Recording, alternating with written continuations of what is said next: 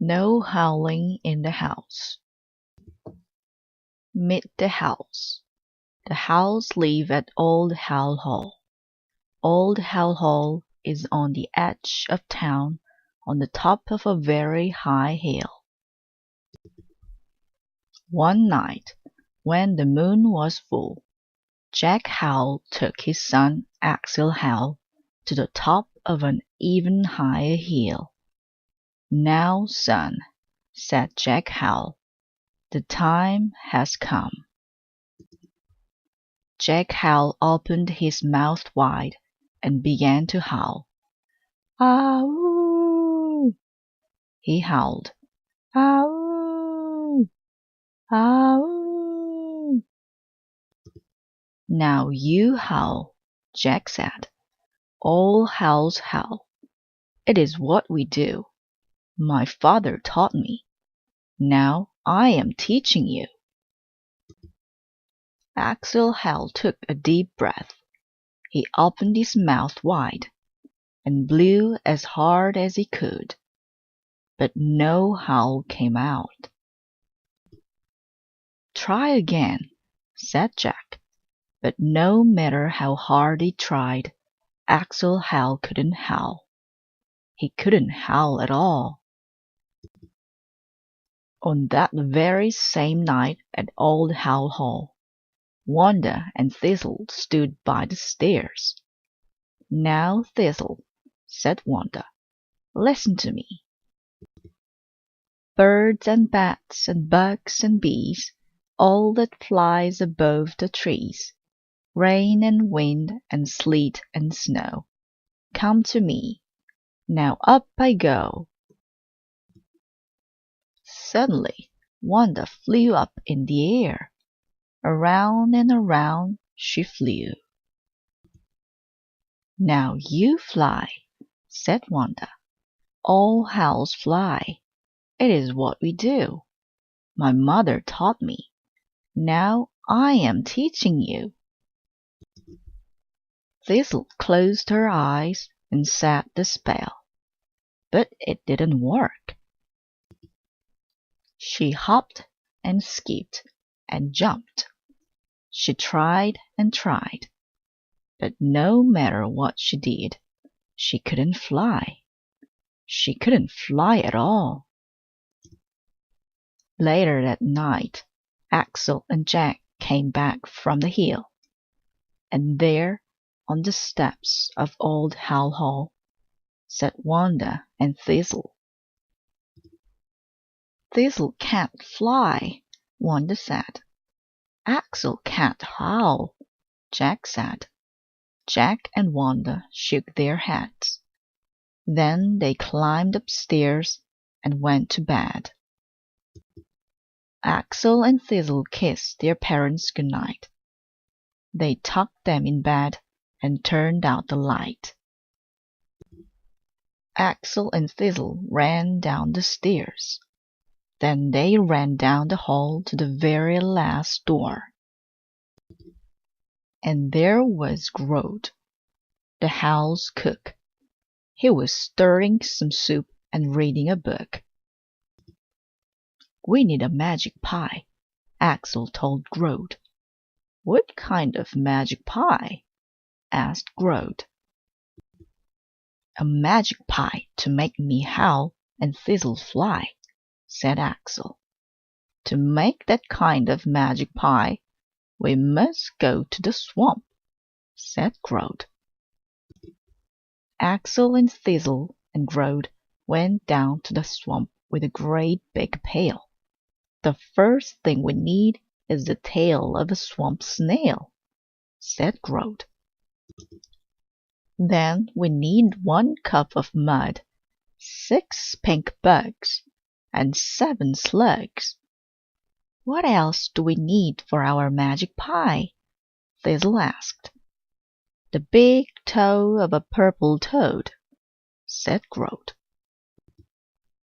"There's a purple toad," Axel said. "Shh!" said Grodd. "Don't walk. Don't talk. Just leave it to me. I'll get that purple toad. You'll see." Groat took one step toward the purple toad. Suddenly, he stubbed his toe and fell into the swamp. The purple toad looked at Groat and waved goodbye with his big toe. "Oh no," Thistle said. "There goes that purple toad." "Without his toe we cannot make the magic pie," said Axel. "No, no," said Groat. "Leave it to me. I'll get that purple toad. You'll see." Axel and Thistle followed Groat to an old boat house. A purple boat was inside. "On the count of 3," said Groat, "we'll lift this purple boat. Then we'll put it in the swamp and catch the purple toad. 1, 2, 3, said Groat. Axel and Thistle and Groat lifted the purple boat. "Ow!" yelled Groat. "The boat just fell on my big toe." Finally, they put the boat in the swamp.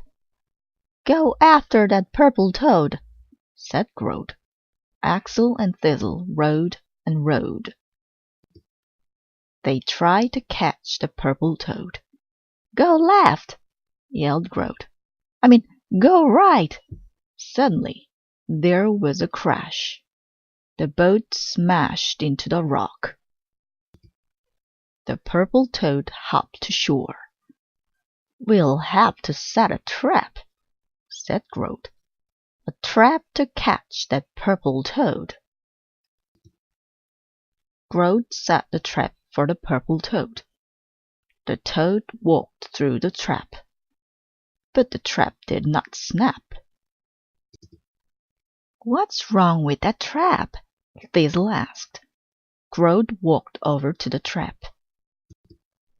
Suddenly the trap snapped. "Ow!" yelled Groat. "This trap has snapped on my big toe." Axel and Thistle went home with Groat so they could care for his big toe. "Without the toe of the purple toad," Axel said, "we cannot make the magic pie. So I'll never howl and Thistle will never fly." "I'm so mad at that purple toad," Thistle said. "Ow! Ow!" she howled. Jack and Wanda sat up in bed. "Who is that howling?" Jack Howell said.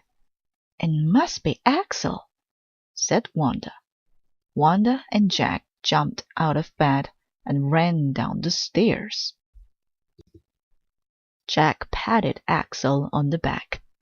"I knew you could do it, son," he said. "But no howling in the house. That's rule number 1. Just then Thistle howled again. "Oh my," said Wanda. "It's Thistle who is howling. If Thistle can howl, can Axel fly?" Axel said the magic spell. "Birds and bats and bugs and bees, all that flies above the trees, rain and wind and sleet and snow, come to me. Now up I go." Suddenly Axel flew up in the air. He flew around and around. "Ow!" howled Thistle. "Ow! Ow!" "She howls like you," Wanda said to Jack. "And he flies like you," Jack said to Wanda. "What do you think of that?" "I'll tell you what I think," said Groat.